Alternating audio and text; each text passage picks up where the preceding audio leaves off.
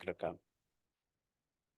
Bismillahirrahmanirrahim. Nawaitu ta'allum wa ta'lim wa nafa wal intifa' wal tadhakkur wa tadhkir wal hath 'ala tamassuk bi kitabillahi ta'ala wa sunnat rasulih sallallahu alaihi wasallam wa dalala 'ala al-huda. ونوينا بذلك إصلاح قلوبنا وقوالبنا وظواهرنا وبواطننا وما علمه الله من صالح النيات أن الله يدخل نياتنا في نيات الصالحين يجعلنا وإياه من أهل العلم والمعرفة واليقين والمحبة والتمكين. اللهم أكرمنا بالعلم، زينا بالحلم، جملنا بالتقوى والاستقامة، وأعذنا من موجبات الندامة بجودك وكرمك يا أكرم الأكرمين. اللهم إنا نسألك حفظ المرسلين وإلهام الملائكة المقربين يا ذا الجلال والإكرام يا أرحم الراحمين. Kita kemarin belajar di kisah terakhir yang kemarin belajar. Kisah apa kemarin? Siapa yang masih ingat? Itu orang-orang yang olok kepada Nabi Muhammad SAW. Bagaimana Allah Ta'ala, mungkin kita bilang istilah habiskan mereka. Maksud cara wafat atau cara meninggal dunia mereka. Itu sunnatullahi fi khalqih kepada orang yang ganggu orang saleh juga. Setiap orang yang ganggu ahli iman, apalagi itu orang yang baik, yang lebih baik dari antara jamaat muslimin atau jamaah muslimin, itu siksanya atau caranya lebih berat dari orang yang biasa. Itu karena sudah ada perjanjian dari Allah Ta'ala, man adhali waliyan bil harbi, man adhali waliyan faqad adhantuhu bil harbi. Barang siapa yang ganggu para wali, setiap orang mukmin masuk di situ. Faqad adhantuhu bil harbi. Itu kayak istilah kita ini, kayak sudah ada surat berjanjian beran sama Allah Ta'ala. Allah Ta'ala bilang seperti itu sama orang yang ganggu orang saleh. Tapi di sini kita kemarin belajar bagaimana di dalam satu waktu, dalam satu saat, mereka Rasulullah doa, Allah Ta'ala terima doanya langsung di mereka. Hari ini kita di hal yang balin mungkin kita bisa bilang balin sedih di masa Nabi Muhammad SAW sebelum hijrah. Karena setelah hijrah jadi hal seperti itu sampai Rasulullah nangis. Itu waktu Perang Badr. Waktu Rasulullah lihat ini 70 orang dari temannya yang meninggal atau syahid. Waktu lihat Al-Hamzah Ibn Abdul Muttalib, mereka keluarin jantungnya, dalamnya semuanya ke luar itu. Waktu mereka potong hidung, mata, telinga orang sahabat itu 70 orang. Dia sedih di hari tersebut. Juga Rasulullah hari itu kena luka di wajahnya sampai pecah atau giginya. Hasilnya ini tahun yang sebelum hijrah. Tahun ini namanya tahun kesedihan. Karena di dalam berapa bulan jadi seperti itu. Coba baca. Bismillahirrahmanirrahim. Ibnu Ishaq berkata, orang-orang Quraisy yang suka mengusik Rasulullah Shallallahu Alaihi Wasallam di rumah beliau ialah Abu Lahab, Ini Uqbah bin lihat Abu tadi gangguan tersebut atau cemooh atau apa itu kemarin bilang ya kan? mencemooh, Mencemooh. mencaci. Oke. Itu yang kemarin mungkin kita bilang umum, waktu dia pergi, waktu dia pulang. Tapi juga ada yang khusus ganggu Nabi di rumahnya juga. Abu Lahab kita baca, tabat yada abi lahabin wa tab, ma aghna anhu maluhu wa ma kasab, yasla naran dzata lahab wa imra'atuhu. Kenapa perempuannya, istrinya juga masuk? Karena di rumahnya dia datang taruh duri-duri di depan rumah.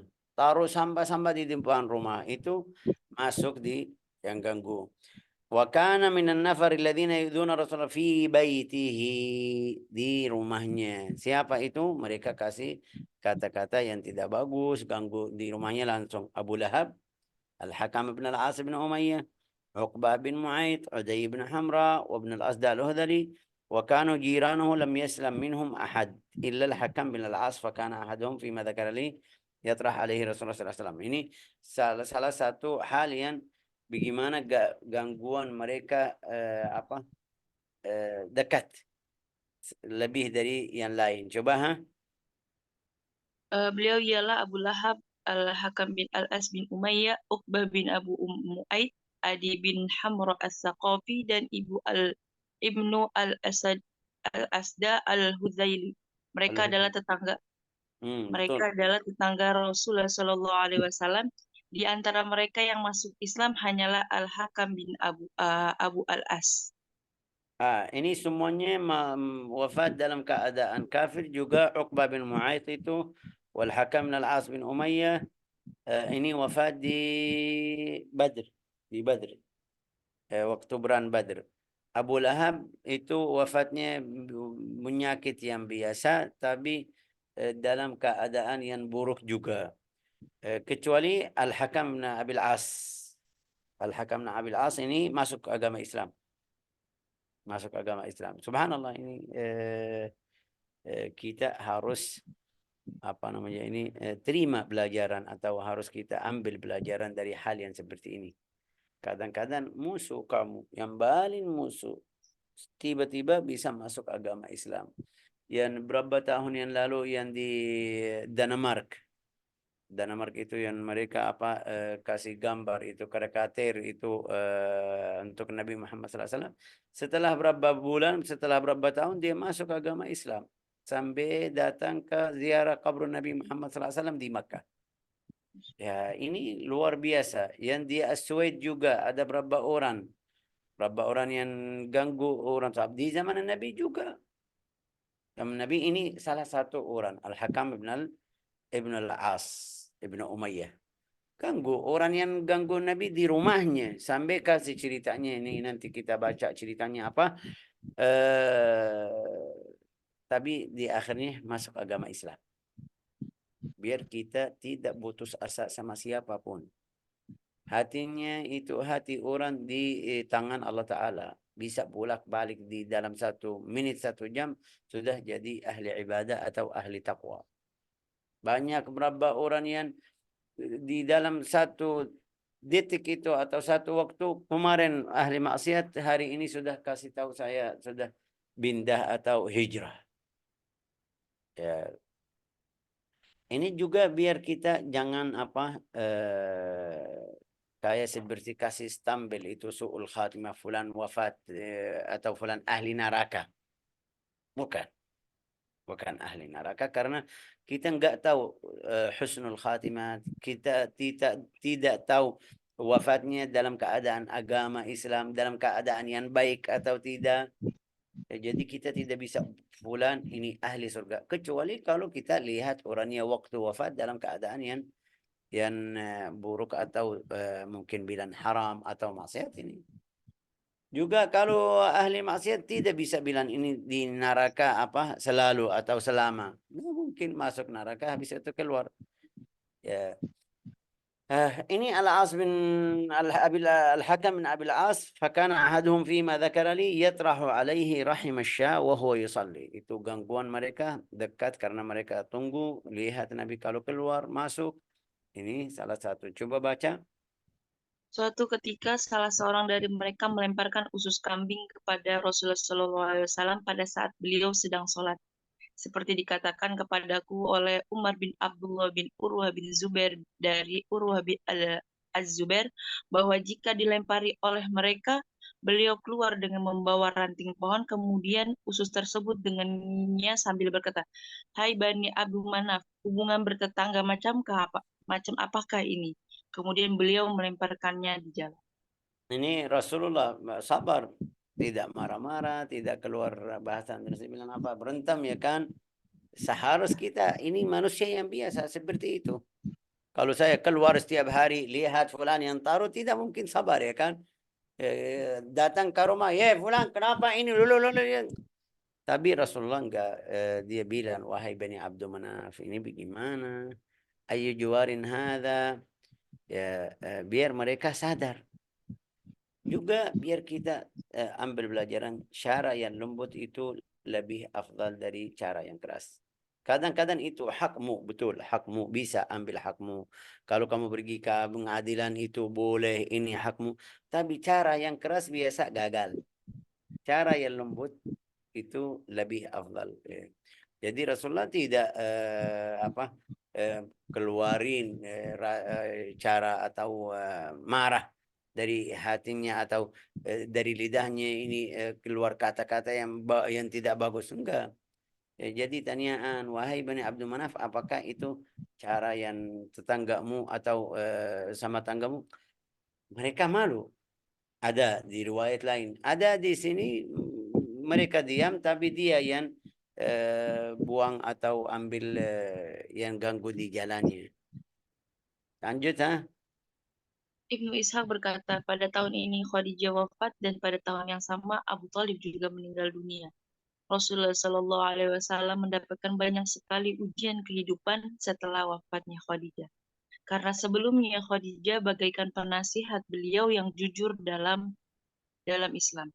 Beliau Ya, curhat. itu yang kita kemarin jelasin waktu kasih tahu anak Nabi SAW dan istrinya.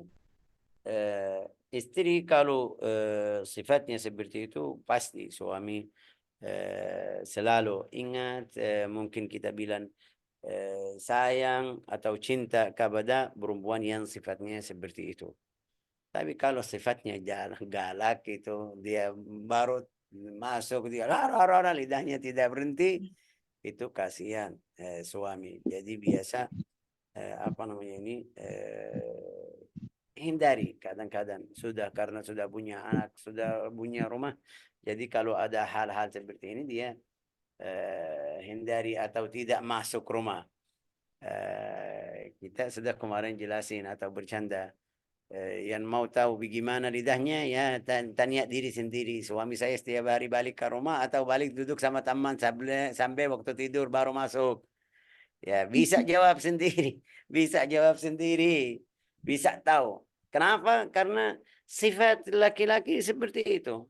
Kalau saya masuk rumah, dia kasih, kenapa itu, kenapa ini, tidak bisa diam, itu suami jadi ya mau, ya nggak mau masuk rumah atau tidak mau masuk rumah. Jadi cari tempat. Kadang-kadang mereka taruh mandi keluar langsung. Kenapa? Biar dia hindari itu dari apa itu bahasa rewel itu istrinya atau macamnya. Jadi duduk sama temannya ini sifat yang mungkin kita bisa bilang yang paling berat ganggu suami. Sayyidina Rasulullah tidak. Subhanallah. Itu hikmah. Kadang hikmah dari Allah Ta'ala. Kadang-kadang kerjaan kita bagus, istri tidak bagus. Jadi dari kerja dia senang, tapi capek, mau istirahat. Ini hikmah dari Allah Ta'ala. Kadang-kadang kebalik. Dari kerjanya berat. Setiap hari ada masalah sama mereka. Balik ke rumah istrinya tenang sedikit, kasih tenang, ayo diam, ini sabar. Ini kadang-kadang seperti timbangan biar bisa hidup. Rasulullah SAW ini keluar seperti tadi, semuanya ganggu orang Quraisy. Tapi balik ke rumah dia bantu Rasulullah. Ya mungkin tidak mungkin Allah Ta'ala menghilangkanmu. Pasti Allah Ta'ala bantu kamu. Kamu lanjut aja. Ini kata-kata kalau muncul dari istri kepada suami, ya itu kasih dorongan yang luar biasa. Itu sebabnya jadi Rasulullah SAW tidak bisa nikah sama perempuan yang lain. Padahal waktu itu dia sudah tua. Waktu Rasulullah masih muda, 25, dia sudah 40. Mungkin ini 25 sama 40, ya ini jarang. Di sini di Indonesia, di Yaman juga. Kalau beda 3 tahun ya atau 5 tahun, mereka lihat, oh ini lebih besar dari saya. Saya tidak mungkin. Ini laki-laki kalau lihat perempuan. Ya, tapi enggak. Rasulullah terima juga hidup sampai dia wafat. Setelah wafat baru nikah sama perempuan yang lain. Oke, wa kanat lahu wazira sidqin 'alal Islam yashku ilaiha. Terus Beliau menceritakan seluruh persoalannya kepada Rasul. ya Pasca kematian itu itu Rasulullah kalau sedih sudah kasih tahu sama siapa, bahasa Indonesia curhat ya kan? curhat Curhat ya. sama istrinya Khadijah. Ini tadi jadi ini tadi ini. Juga ini kayak kayak di dalam hidup kita harus ada seperti itu. Keluarin ini sama orang yang baik, yang kita tahu ini orangnya baik. Kadang-kadang kita keluarin sama orang yang bahasa Indonesia apa bilang bocor, seperti bocor ya. Dia kasih tahu sama temannya aja, temannya kasih tahu sama temannya, sampai saya ketemu cerita saya di Instagram, di Facebook, dari mana? Karena saya kasih tahu orang yang salah. Jadi harus kita pilih orang yang baik, teman kita yang kita tahu dia bisa bantu kita, bisa bantu saya di dalam hidup saya, boleh curhat, boleh keluarin. Kadang-kadang tidak bisa bantu 100% tidak, tapi keluarin yang di dalam hatimu biar istirahat ya, atau biar tenang ya. Terus Pasca kematian Abu Thalib, kehidupan itu dalam Rasulullah riwayat Shallallahu nanti, Alaihi Wasallam. dalam riwayat itu 3 hari, 3 bulan, ada 3 bulan, ada yang bilang 2 bulan, ada yang bilang 13 hari, tapi yang paling banyak itu di antara 3 bulan sampai 4 bulan. Ini Khadijah pertama, habis itu Abu Talib. Ini satu yang melindungi Nabi dari dalam atau bantu Nabi di dalam rumah Khadijah. Satu dari di luar. Bagaimana keadaannya itu? Kasihan Rasulullah SAW atau halnya waktu itu sedih sekali. Lanjut ha? Beliau kian bertambah sulit karena Abu Thalib adalah pelindung beliau, pemelihara dalam semua urusan Ya, beliau. itu berlindungi Rasulullah SAW. Abu Talib ya kan. Eh, Subhanallah dia di dalam keadaan kafir. Belum masuk Islam. Perhatian, bantu. Kalau mereka mau ganggu, tidak terima. Ini hikmah dari Allah Ta'ala. Mungkin kalau dia masuk agama Islam itu hikmah dari yang di depan mata kita. Kenapa ada hikmah? Karena kalau dua-duanya orang Muslim, mungkin mereka bilang, oh ini karena agamanya sama, ya, jadi tidak terima bantuan Abu Talib kepada Nabi. Tapi karena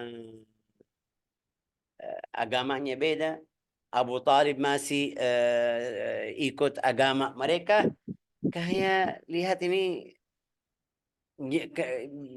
kenapa ini ya tidak masuk akal mereka tidak ikut agamanya tapi membela atau bantu Muhammad. Lanjut ha? Beliau orang yang sangat senantiasa mendukung dan membantu dalam menghadapi kaum beliau. Hmm. Peristiwa tersebut terjadi 3 tahun sebelum Rasulullah Shallallahu Alaihi Wasallam hijrah ke Tiga Madinah. tahun ya berarti di tahun 10. Di tahun 10 karena Rasulullah hijrah di tahun 13. Kemarin kita belajar Al-Isra wal Mi'raj di tahun 1 tahun sebelum hijrah. Berarti yang pertama wafat Abu Khadijah dan Abu Talib. Habis itu Rasulullah keluar ke Taif. Setelah itu sebelum hijrah 1 tahun Rasulullah pergi atau dapat Isra Mi'raj. Langsung ha? Tatkala Abu Thalib wafat, orang-orang Hmm. Quraisy semakin leluasa mengganggu Rasulullah Shallallahu Alaihi Wasallam yang tidak Karena nggak ada yang bantu, nggak ada yang membela, nggak ada orang yang besar di antara dari orang Quraisy. Lanjut ha? tidak mungkin mereka dapat melakukan semasa Abu Thalib masih hidup. Suatu ketika Rasulullah Shallallahu Alaihi Wasallam dihadang oleh laki-laki stres dari Quraisy, kemudian ia menaburkan tanah ke atas kepala beliau. Kasihan ya tadi bilang ini semuanya biar agama sampai ke kita. Kenapa kita bilang harus bersyukur kepada Allah Ta'ala? Benar-benar dapat agama Islam dalam keadaan baik sekali. Kita sudah tidak tahu apa yang terjadi, tidak terasa gangguan seperti itu. Kalau ada yang ganggu sedikit, kita sudah ganggu. Kadang-kadang katanya aja. Dapat SMS atau chat sampai 2 hari, 3 hari, seminggu tidak bisa tidur karena fulan atau fulana bilang sama saya ini. Ini lihat Rasulullah yang paling mulia di dunia ini taruh tanah ke atas kepalanya. Oh Syekh ini siapa? Ya sudah, hasilnya kalau ada seperti itu yang taruh tanah di kepalamu, bijiman. Lanjut ha? Ibnu Ishaq berkata, Hisham bin Urwah bercerita kepadaku dari ayahnya, Urwah bin Zubair yang berkata, setelah orang stres tersebut menaburkan tanah ke atas kepalanya Rasulullah Shallallahu Alaihi Wasallam, beliau pulang ke rumah dalam keadaan tanah tadi masih ada di atas kepala beliau. Salah seorang dari putri beliau berdiri untuk membersihkan kepala beliau sambil menangis. Rasulullah Shallallahu Alaihi Wasallam berkata kepadanya, jangan menangis, karena sesungguhnya Allah senantiasa menjaga ayahmu. Beliau juga berkata, orang-orang Quraisy selalu gagal melakukan aksinya kepadaku hingga Abu Thalib meninggal. Subhanallah.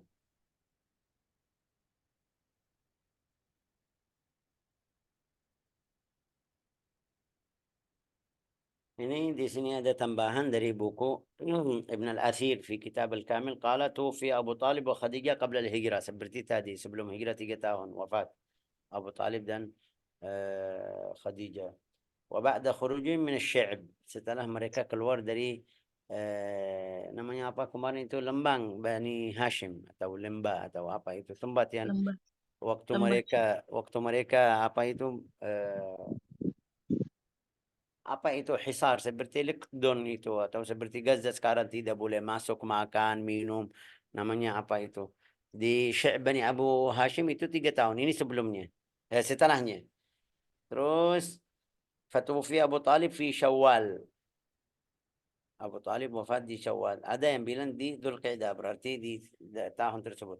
Wa amruhu bid'a wa thamanun. Umurnya Abu Talib itu atas dari 80. 8283 ya di situ. Wa kanat Khadijah matat qabluhu bi 35 yawman. Ada yang bilang ini Khadijah wafat sebelum Abu Talib 35 hari sebelumnya. Berarti 1 bulan 5 hari. Wa qila kana bainahuma 55 yawman. Ada yang mengatakan 50 hari, berarti hampir 2 bulan kurang. Wa qila 3 ayyam. Ada yang mengatakan 3 hari, tapi yang paling masyhur itu yang di antara 1 bulan sampai 3 bulan atau 2 bulan. Fa'adhamatil musibah ala Rasulullah SAW bihalakihima. Tadi itu Rasulullah masuk, masih ada efek, masih tanah masih di kepalanya itu. Dalam riwayat kalau tidak salah mungkin Zainab anak Nabi Muhammad SAW. Ada yang bilang Fatimah.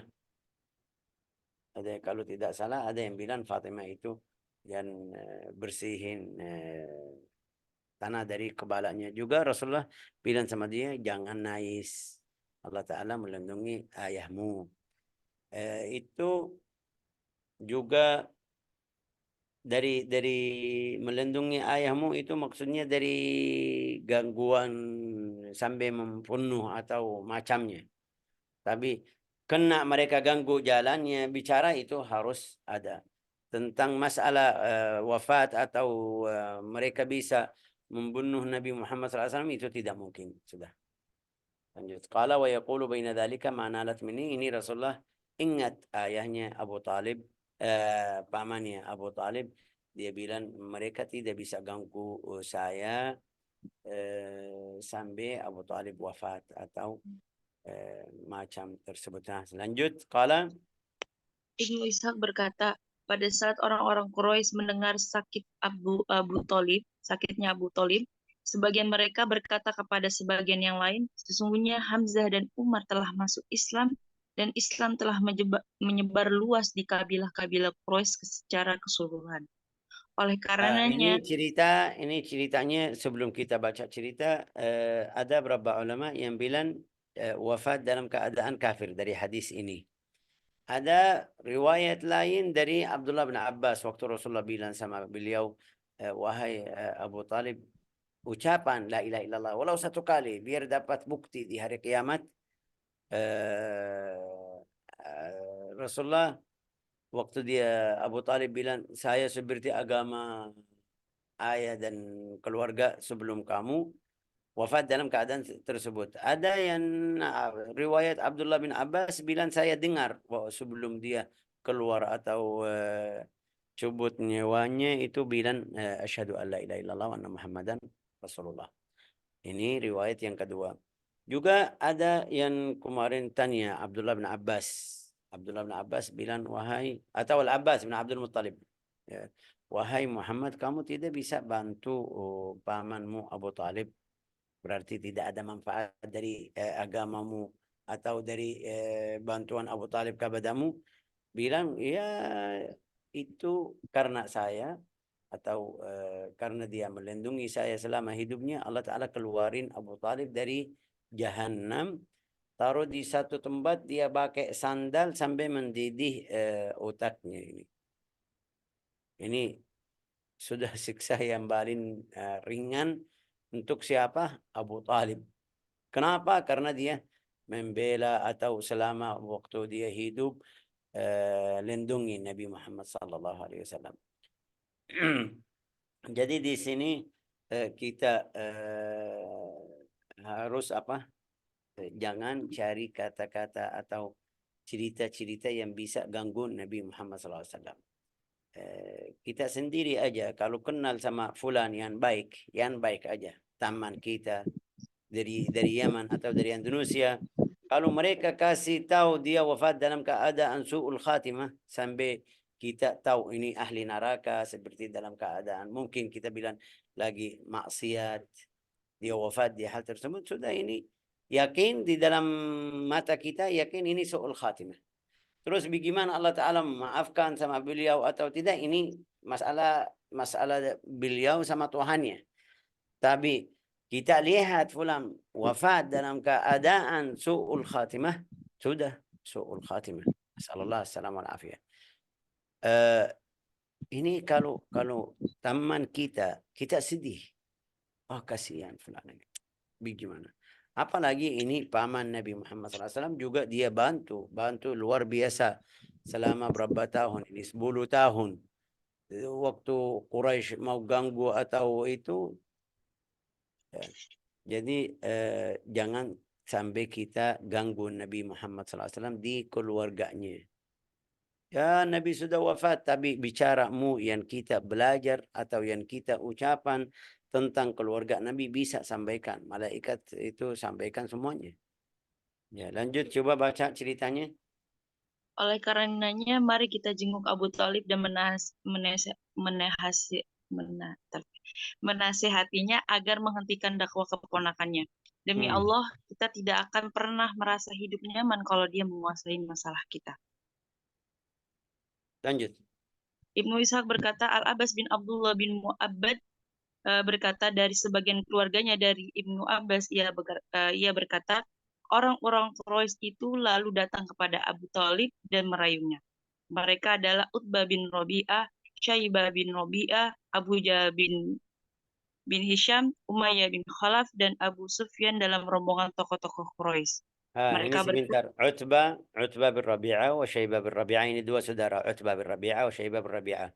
Wa Abu Jahal bin Hisham wa Umayyah bin Khalaf wa Abu Sufyan. Utbah wa Syaibah wa Abu Jahal ini wa Umayyah itu meninggal di Perang Badr. Kafir, dalam keadaan kafir. Abu Sufyan ini yang ayah Muawiyah masuk agama Islam di tahun 9 atau tahun 10 waktu Fath Makkah. Itu semuanya datang mau apa? Coba. Mereka berkata kepada Abu Talib, hai Abu Talib, seperti telah engkau ketahui, sesungguhnya engkau bagian dari kami, dan khawatir atas kondisimu. Sungguh engkau telah menyaksikan sendiri pertentangan antara kami dengan ponakanmu. Oleh karena itu, panggillah dia, katakan apa yang dia mau, maka kami akan mengabulkannya. Dan setelah itu kami sebutkan keinginannya, kami yang harus dia penuhi agar dengan cara itu ia menahan diri dari kami dan kami pun menahan diri dari dia. Dia membiarkan kami pada agama kami dan kami dari agama kami. Kami pun menahan membiarkan kami pada agama kami dan kami membiarkannya berada pada agamanya. Abu Talib memanggil Rasulullah Shallallahu Alaihi Wasallam datang menemui Abu Talib. Abu Talib berkata kepada Rasulullah Shallallahu Alaihi Wasallam, wahai ponakanku, orang-orang ini adalah pembesar kaummu. Mereka sepakat untuk memberikan sesuatu kepadamu dan sebagai gantinya mereka mendapatkan sesuatu pula darimu. Rasulullah Shallallahu Alaihi Wasallam berkata, baiklah, wahai pamanku, hanya ada satu kalimat. Jika mereka memberikannya padaku, maka mereka mendapat kuasa Arab dan orang-orang non-Arab akan tunduk kepada kalian. Abu Jahal berkata, Ya, ya, ini Rasulullah kasih apa? Tawar sama mereka, menawar sama mereka. Mau satu kata aja. Kalau mereka ikut sudah dapat kerajaan itu Arab semuanya. Tapi karena mereka sudah Allah Ta'ala di Al-Quran berfirman apa? Khatamallahu ala qulubihim, mengunci kepada hati mereka. Mereka lihat katanya berat.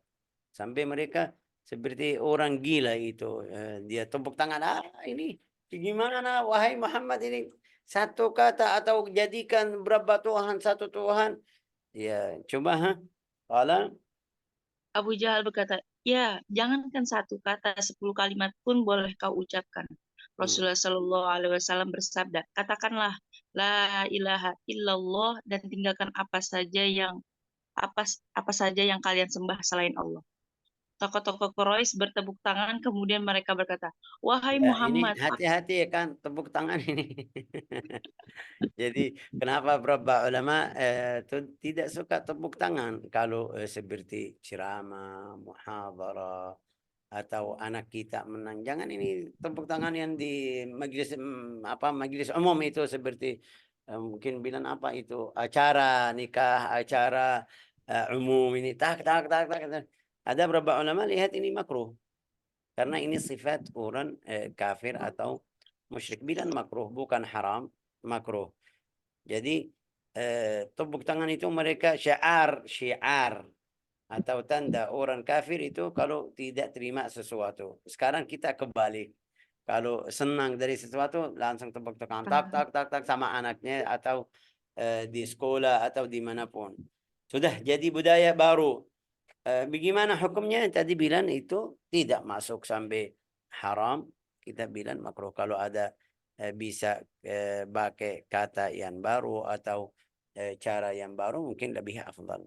Lanjut tepuk tangan semua kalau kemudian mereka berkata, wahai Muhammad, apakah engkau mau menjadikan Tuhan-Tuhan itu satu saja? Sungguh ini karena mereka punya banyak yang dari batu itu di Makkah sudah jadikan ini semuanya satu Tuhan. Ya, tidak terima. Lanjut. Sungguh ini sangatlah konyol. Sebagian dari mereka berkata kepada sebagian yang lain, demi Allah, orang ini hanya mempermainkan kita. Pulanglah kalian dan berpegang teguhlah kalian kepada agama leluhur kalian, hingga Allah memutuskan perkara di antara kita dan dirinya. Setelah itu mereka keluar berpencar dari rumah Abu Talib. Tapi bagus, mereka pikiran mereka bagus. Ada masih nasihat ini. Fulan bilang sama mereka, ini tidak Muhammad tidak mungkin terima ini. Kita pergi aja. Enggak ada yang bilang, ayo kita musyawarah ini benar atau tidak. Enggak, karena tadi bilang sudah Allah Ta'ala mengunci kepada hati mereka. Tidak mungkin melihat ini benar atau tidak. Nas'alullah as-salamah wal afiyah. Lanjut Faqala Abu Talib. Sejurus kemudian Abu Thalib berkata kepada Rasulullah Sallallahu Alaihi Wasallam, demi Allah, wahai ponakanku, permintaanmu itu sebenarnya sangatlah ringan. Iya, Ketika Abu karena dia Thalib dengar Rasulullah bilang sama mereka satu kata aja. Alla ilaha illallah. Tidak ada Tuhan selain Allah Ta'ala juga. Tinggal yang kamu menimba sekarang. Abu Talib lihat ini mudah ini, bukan susah.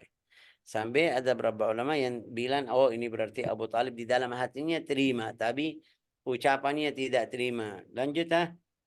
Ketika Abu Thalib berkata seperti itu, Rasulullah Shallallahu Alaihi Wasallam mengharapkannya masuk Islam. Beliau Ya. berkata kepada Abu Thalib, "Wahai pamanku, ucapkanlah satu kalimat, maka dengan kalimat tersebut engkau akan mendapatkan syafaatku pada hari kiamat." Artinya Ketika Abu apa? Yan asyhadu alla ilaha illallah, karena di sakaratul maut ini, sebelum wafat ini. Terus Ketika Abu Thalib melihat keseriusan Rasulullah Shallallahu Alaihi Wasallam terhadap dirinya, ia berkata, "Wahai ponakanku, kaulah kalaulah bukan karena aku khawatir mendapatkan kecaman terhadapmu, anak-anak kakekmu sepeninggalanku, dan kaulah tidak khawatir orang-orang Quraisy menuduhku mengatakannya karena aku takut mati, pastilah aku mengucapkannya. Aku juga tidak mau mengucapkannya hanya untuk menyenangkanmu."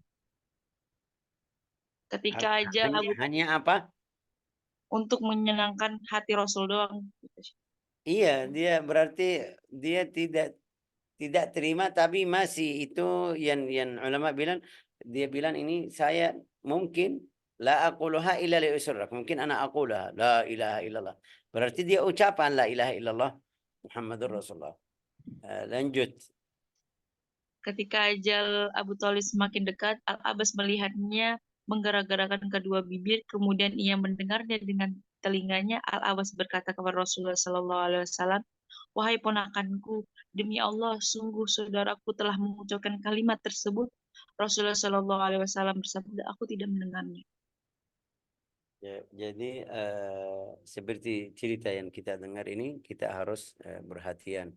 Juga itu tidak masuk di i'tikad kita.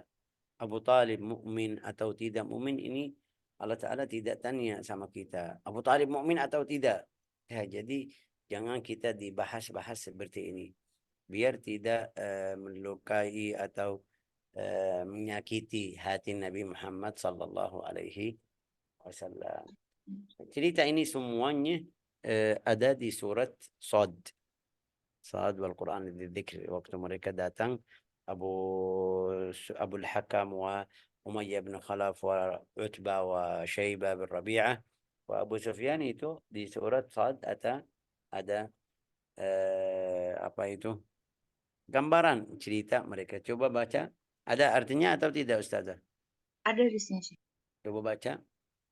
Shad, demi Al-Quran yang mempunyai keagungan, sebenar-benarnya orang-orang kafir itu berada dalam kesombongan dan permusuhan yang sengit. Siapa yang Betapa, tadi? Utbah, Syaibah, Abu Jahal, Umayyah, Abu Sufyan yang datang kepada Nabi. Terus betapa banyaknya umat sebelum merekayasa telah kami binasakan. Lalu mereka minta tolong, padahal waktu itu bukanlah saatnya untuk lari dan melepaskan diri. Dan mereka heran karena mereka kedatangan seorang pemberi peringatan, Rasul dari kalangan mereka, ini dan maksudnya orang-orang kafir ini maksudnya Nabi Muhammad SAW Rasul, ya. Lanjut. berkata, "Ini adalah seorang ahli sihir yang banyak berdusta. Itu Mengapa ia menjadi kenapa mereka bilang ahli sihir? Hah? Ayo, siapa mengapa itu? Karena cerita-cerita kemarin yang luar biasa. Luar biasa, seperti cerita Isra Mi'raj, seperti yang berapa hal yang luar biasa mereka lihat jadi di dalam satu hari. Lanjut, ha? mengapa ia menjadikan Tuhan-Tuhan itu Tuhan yang satu saja? Sesungguhnya ini benar-benar suatu hal yang sangat mengherankan." Hmm. Dan pergilah pemimpin-pemimpin mereka seraya berkata, "Pergilah kamu dan tetaplah menyembah Tuhan-Tuhanmu. Sesungguhnya ini benar-benar suatu hal yang dikehendaki. Kami tidak pernah mendengar hal ini dalam agama yang terakhir. Ini mengesahkan Allah, tidak lain hanyalah dusta yang diada-adakan." Surat Sod ayat 1-7. Masih ada di berikutnya juga. Tapi ini apa? Eh, kayak biar kita faham, kita biar bisa faham takdir Allah Ta'ala. Di ilmu Allah Ta'ala, Allah Ta'ala sudah mengetahui mereka tidak masuk agama Islam. Sudah. Tulisannya sudah ada. Al-Quran turun sesuai yang mereka jadi, sesuai yang mereka datang minta dari Nabi Muhammad SAW. Jadi turun Al-Quran atau ayat Al-Quran turun kasih ceritanya. Ilmullahi wa qada'ullahi wa qadaruhu itu yang mungkin kita tidak bisa faham. Kenapa tidak bisa faham? Ini mereka baru datang kepada Nabi Muhammad SAW. Tapi Al-Quran turun setelah berapa hari atau ada yang bilang di dalam hari tersebut kasih cerita mereka. Berarti Al-Quran kapan Allah Ta'ala bikin Al-Quran? Mungkin istilah saya kan, bikin Al-Quran itu sebelum terjadi, sebelum cerita itu, atau waktu khalqus samawati wal ard, sebelum cipta langit dan bumi. Itu yang tanyaan nggak ada yang bisa jawab. Al-Quran waktu turun di setiap kali itu, setiap kali turun kepada Nabi Muhammad SAW itu baru atau sudah dari awal. Kalau kita baru, ini kenapa ada tanyaan seperti ini? Kalau kita bilang baru, terus yang Allah Ta'ala bilang nuzul Al-Quran, inna nahnu nazzalna dzikra, kapan? Inna anzalnahu fi lailatul qadri, kapan? Ya, jadi riwayat yang Rasulullah kasih tahu Al-Quran turun itu 3 kali dari Ummul Quran, dari Ummul Kitab sampai Al-Lauhul Mahfuz, dari Al-Lauhul Mahfuz sampai Sama'ud Dunia. Itu sekaligus di apa? Dari Al-Lauhul Mahfuz sampai Sama'ud Dunia itu sekaligus satu kali semuanya. Terus dari langit pertama sampai bumi itu atau sama Nabi Muhammad SAW itu setiap kali ada berapa ayat, ada 1 ayat, ada 5 ayat, ada 1 surat, 5 surat yang pendek itu bahasa Indonesia cicilan ya kan, seperti cicilan selama 23 tahun. Tapi cerita yang jadi fulan datang tanya Allah Ta'ala menurunkan ayat Al-Quran. Itu yang kita tidak bisa kasih jawab yang benar, juga tidak mungkin kita dapat jawab yang pas-pas. Mungkin ada fahaman ulama, ya betul. Tapi jawabannya benar kapan? Allahu a'lam bimurad. Wallahu a'lam bissawab. Waffaqana wa Allahu wa iyyakum lima yuhibbu wa yarda. Innahu akramul akramin wa arhamur rahimin. Walhamdulillahi rabbil alamin.